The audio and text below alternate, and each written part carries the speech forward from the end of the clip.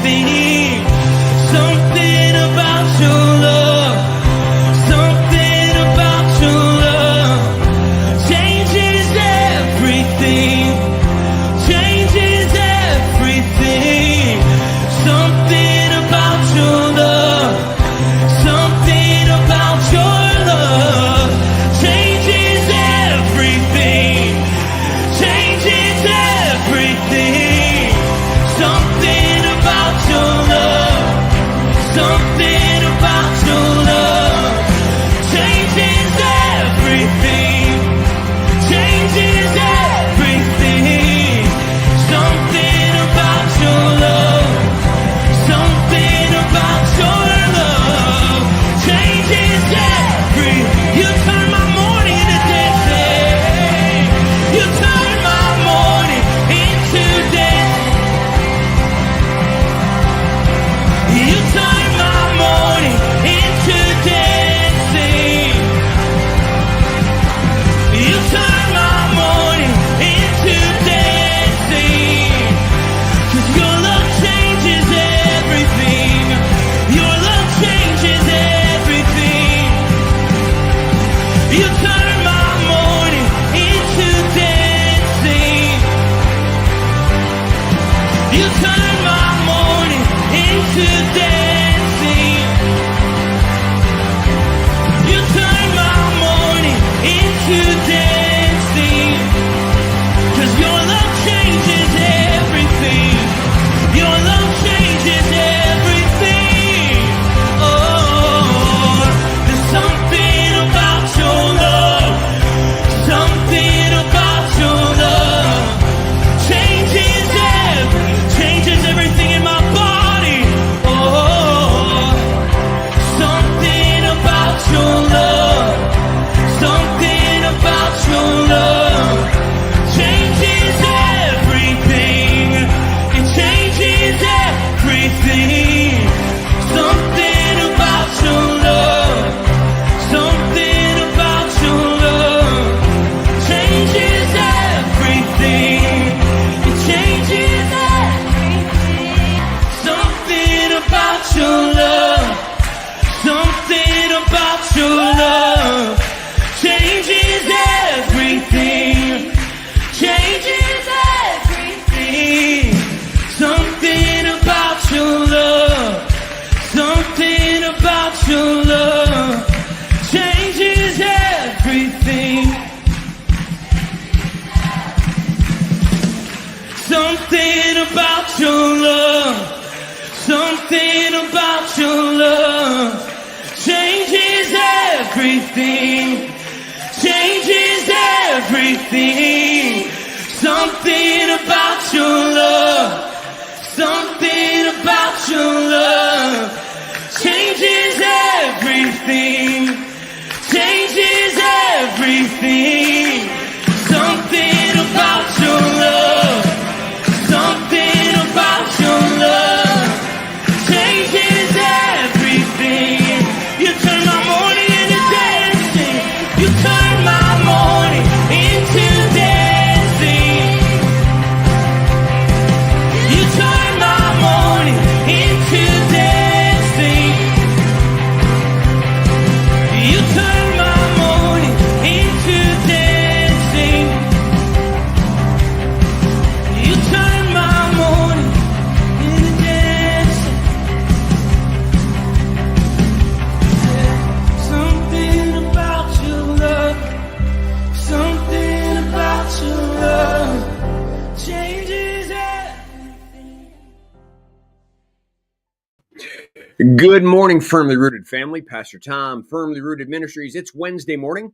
Good to have all of you on board. It is cold outside, low double digits. It's whew. When the weather, Kimberly always talks about it's no fun when the weather hurts, right? Yeah, it's not supposed to bite that hard. But at any rate, it is good to be with you. Great to have you on board. To you ladies out there, after I've done the men's devotion this morning, I want to encourage you to go take a look at it. I think there were some things that were said in that devotion that would be good for everybody. And so I just want to encourage you to go back and take a look at the Rooted Men's devotion as we were looking at the book of Philippians. Right now, we're looking at the Gospel of Mark, and we're still in chapter 1. Going to be finishing that up. But let's see who's on board besides me. Chuck B says, good morning, family. Ken Gooch, good morning. Dr. Colleen, good morning. Jody Glenn, good morning. And prayers continue. Trish, good morning. I'm out there on X. Vivian, good morning. Connie Sandbrink, firmly rooted Greendale. Good morning. Bert Reggiani, continued prayers over you, your family, especially Debbie and her family. Amanda, good morning. My cousin, Dave Donnelly, good morning. Karen Thompson, good morning. Man, great to have all of you on board. All right, let me pull up the text. Oh, did somebody else come on? Steve Giroux, good morning. Shane, good morning. Man, we got the whole town coming on. Woo! All right, great to have all of you.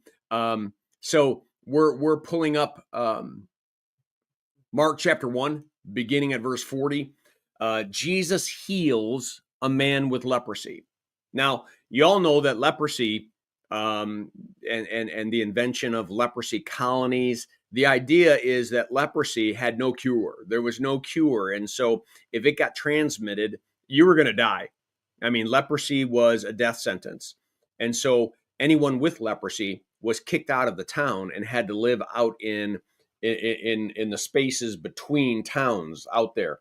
And oftentimes those groups would be mingled with people from different nationalities and different countries. Why? Because when you're the Walking Dead, you tend to not have too much dividing you, and at least you have people that can relate to what your illness is and what you have. And so a man with leprosy came to Jesus and begged him on his knees, if you are willing, you can make me clean. If you are willing, you can. Here we are in the first week, going into the second week of January 2025. What's possible for this year?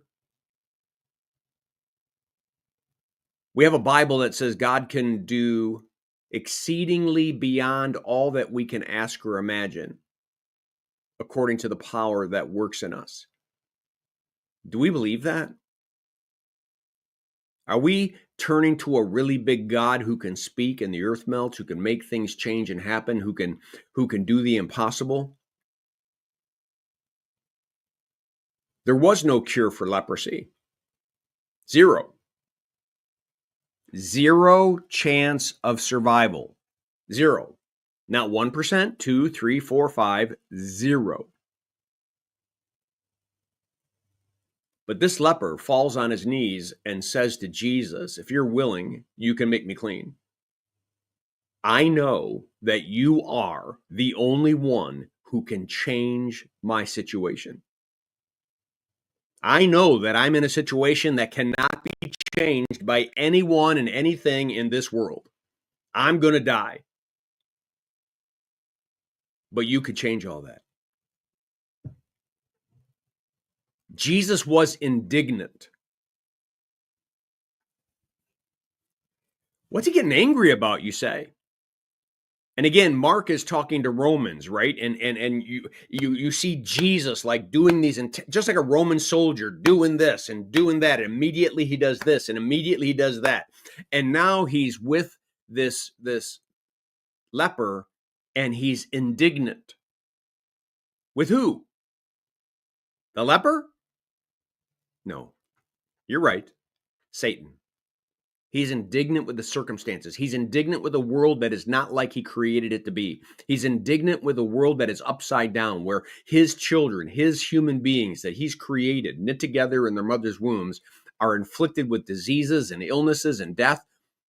And Jesus has come to set us free. He has come to redeem and to save us so that there might be a day where there's no more suffering and no more pain and no more sorrow and no more. He's indignant. He's angry, not at the man, at a world out there that has been corrupted by evil. I am willing, he said. be clean. And there's that word again, immediately. The leprosy left him and he was cleansed. Jesus sent him away at once with a strong warning. See that you do not tell this to anyone. Just go and show yourself to the priest and offer the sacrifices that Moses commanded for your cleansing as a testimony to them. Don't tell anyone. Why? Jesus still wants to be on the low. He still has so much ministry to do, so much teaching to do, so much training for his disciples. He doesn't want the wrong attention to come too quickly. He's just trying to control the situation. But instead, he went out and began to talk freely, spreading the news. As a result, Jesus could no longer enter a town openly, but stayed outside in lonely places, yet the people still came to him from everywhere.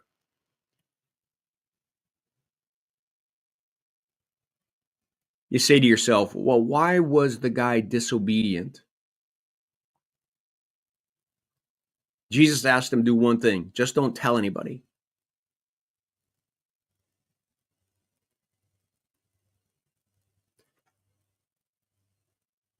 Because Jesus is asking the impossible. How can I not tell somebody about a man, a rabbi that I met that touched me and made me clean, who spoke words over me and my leprosy went away? How can I not? It is welling up in me and it's exploding in me, and I have to tell somebody. A greater question for the 21st century church? Jesus has clearly told us to go out and tell, and we don't. Why isn't it welling up in us? Why isn't the healing that I got a month ago, a week ago? Why isn't the new job that I got? Why isn't the cancer that's gone? Why isn't the miracles that Jesus is performing in our lives? Why aren't they welling up inside of us to the point that we want to explode because we got to tell somebody? Because we have permission. Go and make disciples of all nations. Go and testify to the goodness of the Lord. You are a chosen race, a royal priesthood, a holy nation, a people for God's own possession. Listen, that you might proclaim the excellencies of him who called you out of darkness into his marvelous light. We are supposed to be declaring something. I've been talking to Aaron about this for weeks now. People have been healed at Firmly Rooted. Relationships have been healed at Firmly Rooted. People have had demons leave their bodies and leave stop their influence on their lives. Where's the I got to tell somebody? Where's the I got to go bring somebody back? I got to go bring that person and bring them to Firmly Rooted. I got to get the people praying over this person, and I got to bring. I don't have an answer to the question that I'm raising. I'm just raising a question that seemingly is apparent to me. In Mark chapter 1, Jesus is getting attention because people are spreading the word about what he's doing. They can't help it. They watched him heal a crippled person, and they go and find crippled people and bring them. They start bringing people to him at night. They start bringing people to him out. I got to bring, right? But I don't see that happening in the 21st century. I don't see someone saying, I got to bring somebody. I got to tell somebody. I got to. It's going to explode in me if I don't. And I don't know. I don't know what the answer to that question is, except it seems to be a natural response of people in Jesus's day. It certainly is a natural response anywhere in a society where there's a revival, where people are being saved, because somebody goes out and says, you got to come see this. You got to go meet this person. You got to come and pray. You got to come listen to this preacher. You got to come. Just a thought. This man was told not to tell the story, and he had to. It just blew up. We're told to tell the story, and we don't. I think it's time, 2025, that we do some self-assessment. What has God done in our lives, and who do I know that needs the same Jesus I have, who needs the same spiritual touch? How can I get that person to come see? Can I send them a devotion and just start to wet the whistle of when you just listen to this guy, just listen to these devotions. He prayed over me. We prayed, and demonic forces left. I get down to the point where, like, why not? What's the barrier?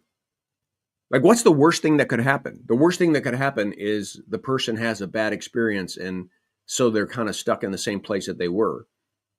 The likelihood that would happen is pretty low. Why? Because the spirit's involved. Just food for thought as I kind of get you into my head as I think about ministry and where Firmly Rooted is and where we seem to be going. And there's some things I think we have to look at and address in 2025, and we certainly will. But before we get into we're going to be going into the rest of Mark, I encourage you to go back and read this whole chapter, because we've just finished chapter 1. Go back and read it again and watch the natural responses of people who maybe aren't even believers in Jesus. They're just overwhelmed by what they saw, and they go tell people and bring people to Jesus. All right, let me leave it at that. Let me pull myself out of there. All right, I think we're good. All right, we'll be back at 9 o'clock for prayer. I hope that this devotion was a blessing to you. Have a great day. Make it a Firmly Rooted day, and may someone see Jesus in us today. Peace.